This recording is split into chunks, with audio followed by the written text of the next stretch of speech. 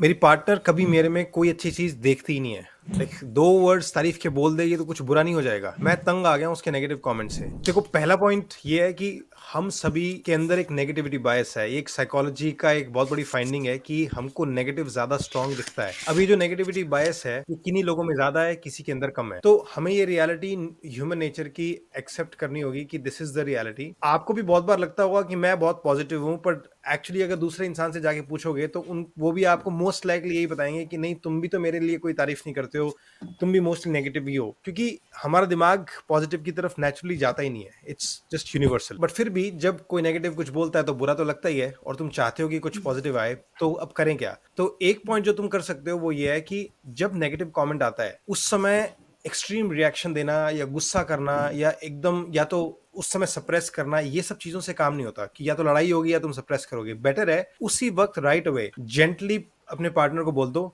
C you made that comment, I did not like it, ठीक है, मेरे को पसंद नहीं आया, please can you reframe it, because मेरे को इस टोन में, इस लैंग्वेज में बात नहीं करना। जब तुम उसी मोमेंट पर जेंटली उस बात को एक्नॉलेज करके और ब्रिंग अप करके बोलते हो, तुम्हें फीलिंग आती है कि at least I have stood up for my self.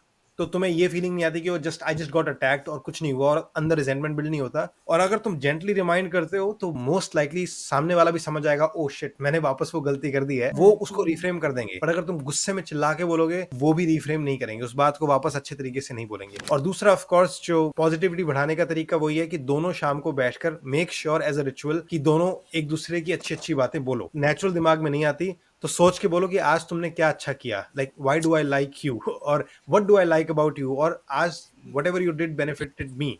तो वो एक तरह से एक दूसरे के लिए जो ग्रेटिट्यूड है उसका जर्नल और उसका रिचुअल बनाना बहुत जरूरी है। Like, thank you for doing this for me, or like creating a culture of appreciation in the relationship.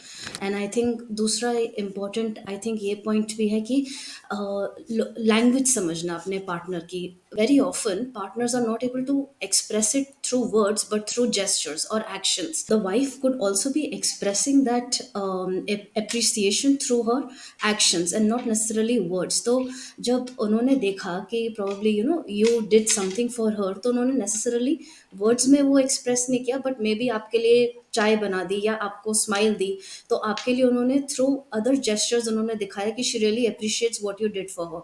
So you also have to be more aware that what is her language too of expressing that appreciation for you, not necessarily words but also actions. हाँ, क्योंकि तुम भी ये गलती कर सकते हो कि तुम्हारी भी नेगेटिविटी बायस हो सकती है कि जब वो कुछ अप्रिशिएट कर रही है तुम उसे नहीं देख रहे, तुम बस उसके नेगेटिव कमेंट को ही ज्यादा देख रहे हो। तो वो negativity bias plus your negativity bias equals to oh she is always criticizes me, कुछ अच्छा नहीं कर रही और कुछ मेरे को अप्रिशिएट नहीं कर रही। तो I think it's like a squared negativity बायस।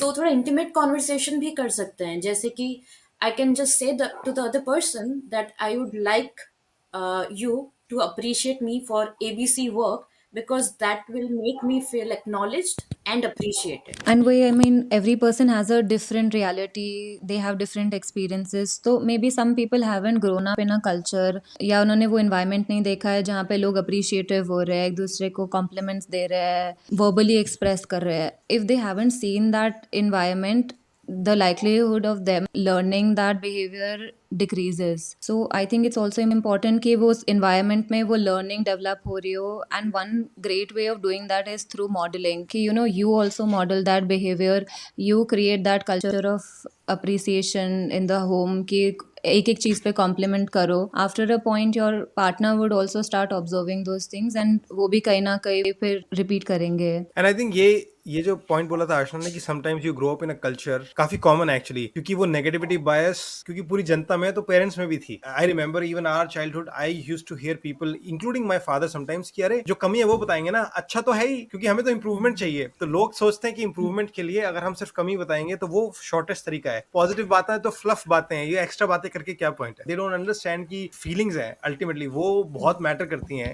और रिलेशनशिप में सबसे ज्यादा फीलिंग्स ही मैटर करती है. तुम्हें ग्रोथ मिले नहीं मिले, तुमने रिलेशनशिप तो खराब कर लिया अगर तुमने सिर्फ फोकस किया गलतियों पर, मिस्टेक. एंड आई थिंक कहीं ना कहीं शेमलेस होना भी ज़रूरी है. Like you can just ask your partner कि आज मैं कैसी लग रही हो, आज खाना कैसा लग रहा था, you can just ask them, you can just help them express more. वही तो चक्कर है ना, रिस्पॉन्स आता है वो फ़ोन से अपना फेस जाता नहीं है कि हाँ, हाँ, फ़ोन देखते हुए कि हाँ, बहुत अच्छी लग रही है, ठीक है? सो लाइक देख तो ले भाई।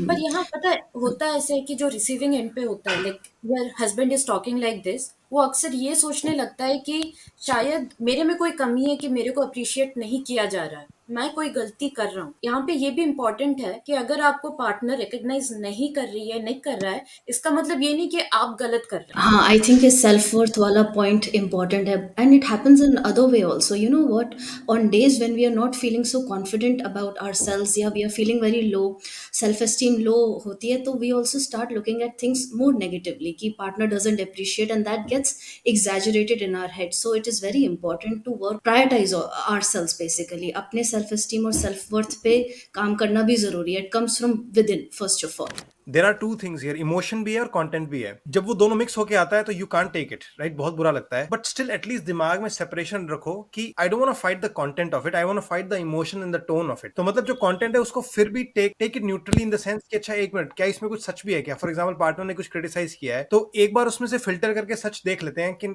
Is there something actually I can improve. और अगर उनकी टोन बहुत खराब है, इमोशन बहुत खराब है, उसके लिए I can give them like a feedback और just confront them on it. वो ओपननेस टू क्रिटिसिज्म फिर भी रखना है हमेशा, लाइक क्योंकि उनकी कंप्लेंट के पीछे, उनकी क्रिटिसिज्म के पीछे कुछ ना कुछ उनका भी सच हो सकता है। So stay open to that.